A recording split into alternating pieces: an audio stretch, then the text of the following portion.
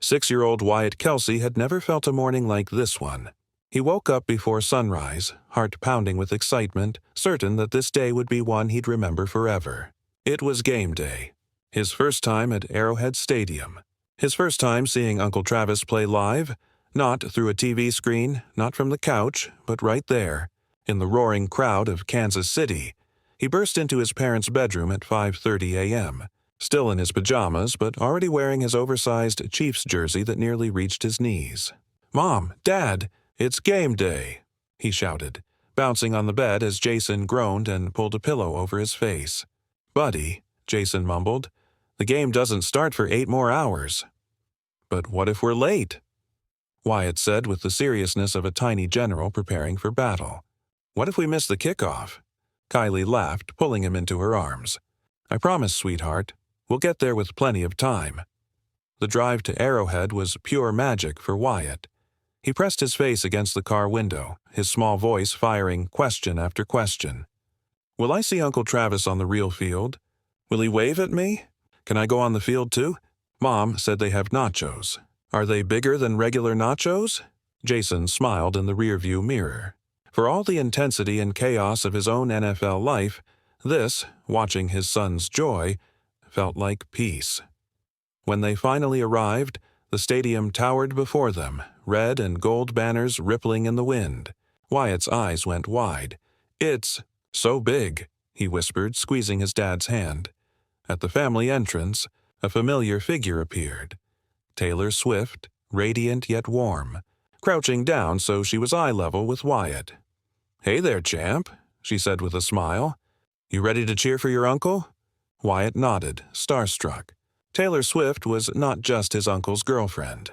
She was Taylor Swift. "I brought you something." She pulled a tiny foam finger from her bag. "So you can cheer extra loud." Wyatt's whole face lit up. "Thank you, Taylor Tease." She laughed softly at the nickname. Tease, a word he'd picked up after hearing fans call her Tia, Auntie. It melted her every time. From the moment Wyatt stepped into the family suite, he was mesmerized.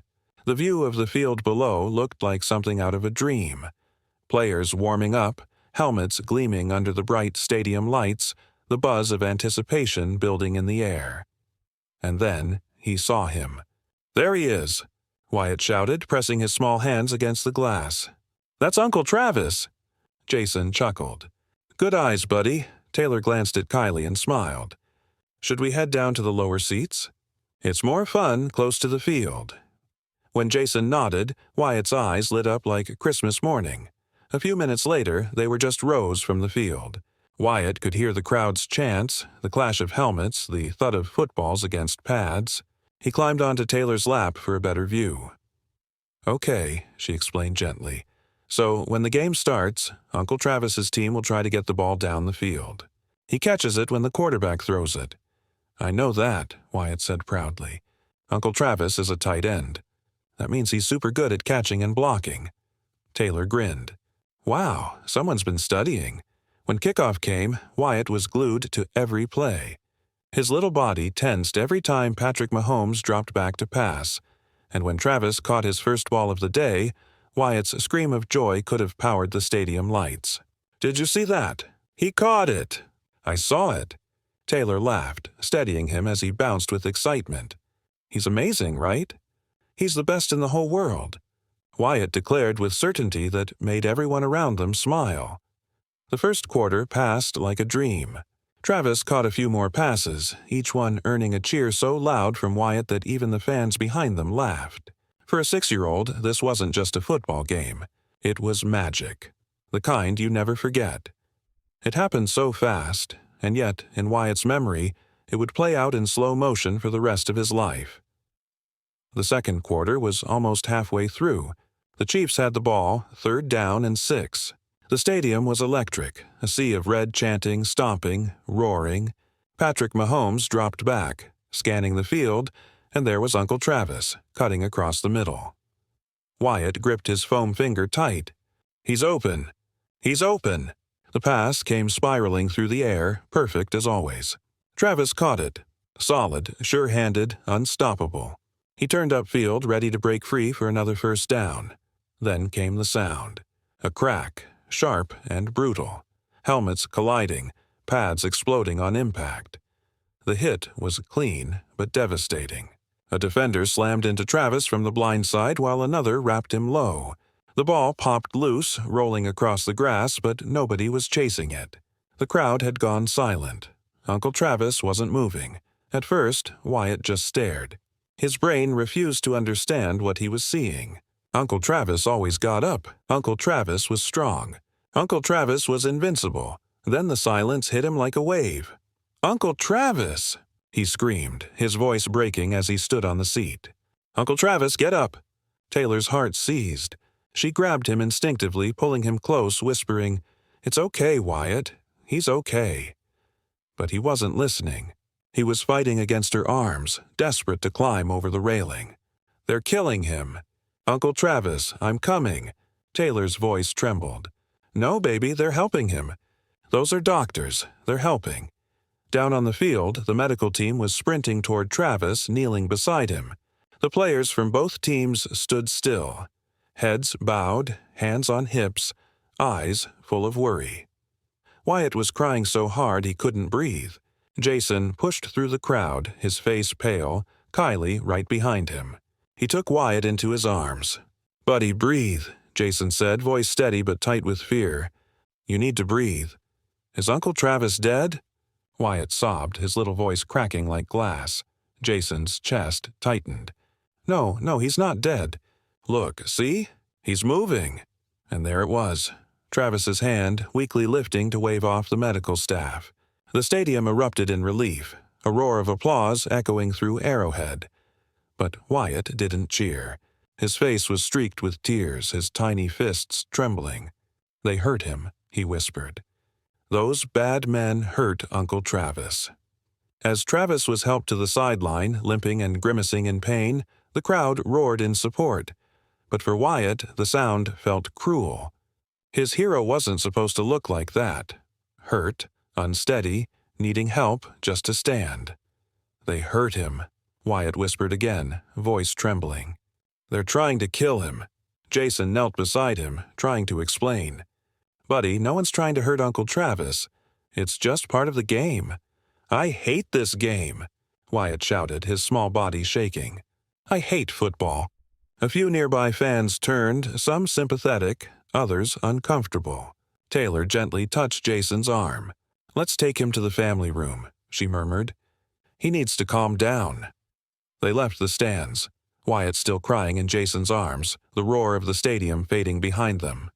The hallways felt eerily quiet compared to the chaos outside. In the family suite, Wyatt curled up in Kylie's lap, his tear-streaked face pressed against her shoulder.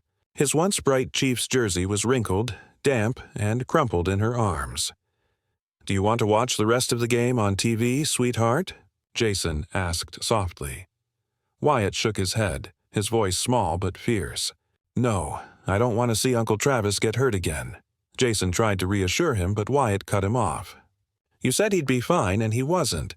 They hurt him, and nobody stopped them." The room went quiet. Jason looked helplessly at Kylie.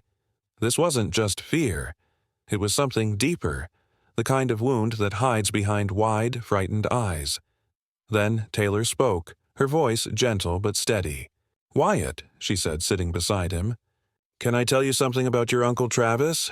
He didn't answer, but his small hand stopped trembling. "Your uncle is one of the bravest people I've ever met," she said. "And yes, sometimes he gets hurt.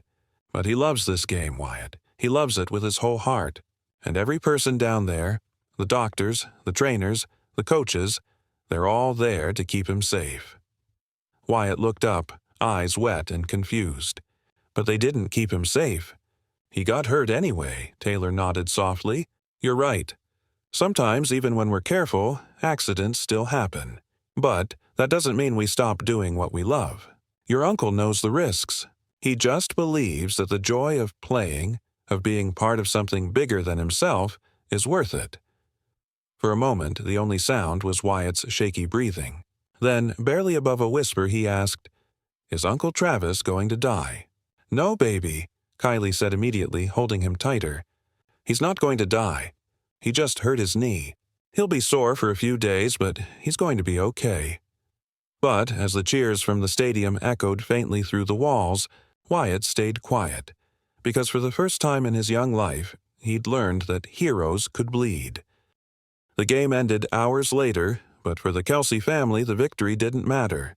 The cheers of 70,000 fans faded into the background of a quiet, heavy room where a 6-year-old sat motionless, clutching a foam finger that no longer meant anything.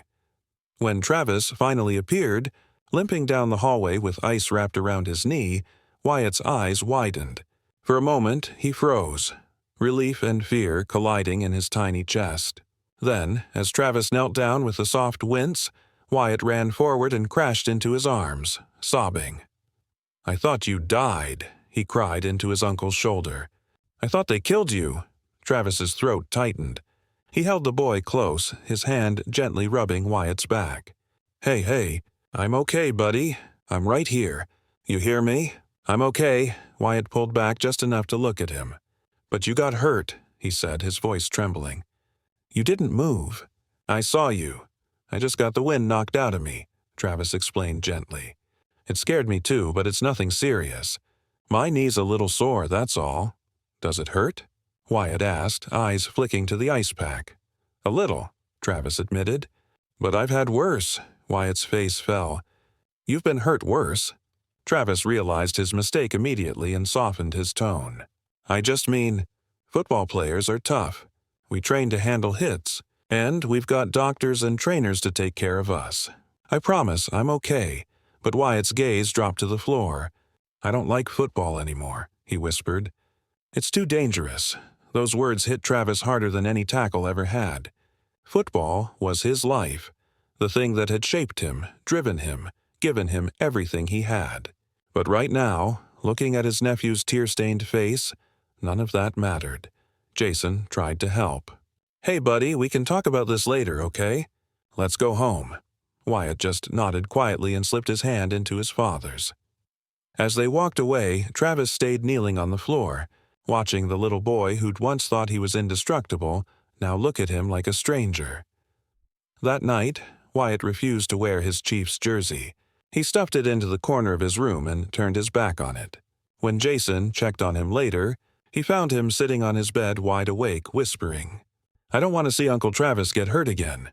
And as the house went quiet, the sound of a small boy crying softly into his pillow was the only thing left. The echo of a shattered innocence and a love that didn't yet understand pain. Would you like me to continue with Part 6? The conversation. Travis visiting Wyatt to 3 days past. But Wyatt still wouldn't talk about the game. He wouldn't wear his Chiefs jersey, wouldn't touch his football toys, and whenever someone mentioned Uncle Travis, he simply turned away. Travis couldn't stand it anymore. That Friday evening, he showed up at Jason and Kylie's door without calling first. His knee was still a little stiff, but the worry in his eyes was worse than any pain. "I need to see him," he said quietly. Wyatt was in his room when Travis knocked. "Go away," came the small voice from inside. "Hey, buddy," Travis said gently. "It's Uncle Travis. Can I come in?" "No," Wyatt replied, sharper this time. Travis hesitated, then slowly opened the door anyway. Wyatt sat on his bed, arms crossed, his face serious in a way no 6-year-olds should be. "I said go away," he muttered again. Travis didn't argue. He just lowered himself to the floor, sitting cross-legged so he wouldn't tower over him. "I know you're upset with me," he said softly. "I'm not upset," Wyatt said, though his voice wavered. "I just don't want to see you get hurt again." Travis waited until their eyes met. "Look at me, Why? I'm okay, see? Walking, talking, everything works fine. My knee's a little sore, but it's already getting better." Wyatt's lip trembled. "This time," he whispered. "But what about next time? What if next time you don't get back up?" The question hit Travis like a punch. He took a deep breath, his voice low and honest. "You're right. Next time might be worse. I can't promise it won't be. But you know why I still play?" Wyatt shook his head. "Because I love it," Travis said simply. "I love my team, the challenge, the crowd, the feeling of catching that perfect pass. It makes me feel alive. And yeah, sometimes it hurts, but it's worth it." Wyatt frowned. Why would anyone want to do something that hurts? Travis smiled faintly. Because sometimes the things we love most come with risks. But they also give us joy, friendship, and purpose. And you know what else I love? Wyatt blinked up at him. You, Travis said, his voice thick with emotion. I love you more than any game. And it breaks my heart that I scared you. I can't promise I'll never get hurt again. But I can promise I'll always get back up, and I'll always come back to you. Wyatt's eyes filled with tears. What if you can't? He asked quietly. Travis moved to the edge of the bed, close enough that Wyatt could feel his warmth. Then I'll have the best doctors and the best people helping me. But you need to remember something, buddy. Life is full of risks. You can get hurt riding your bike or just running in the yard. We can't stop living because we're scared.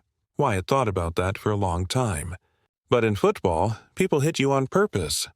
They do, Travis admitted. But everyone on that field knows the rules. We all choose to be there. We protect each other. It's not about hurting. It's about playing the best we can, together. The little boy's body finally began to relax. The fear hadn't vanished, but it was softening, replaced by something else. Understanding. Part 7. The healing. Travis reached into his jacket pocket and pulled out his phone. Can I show you something? He asked.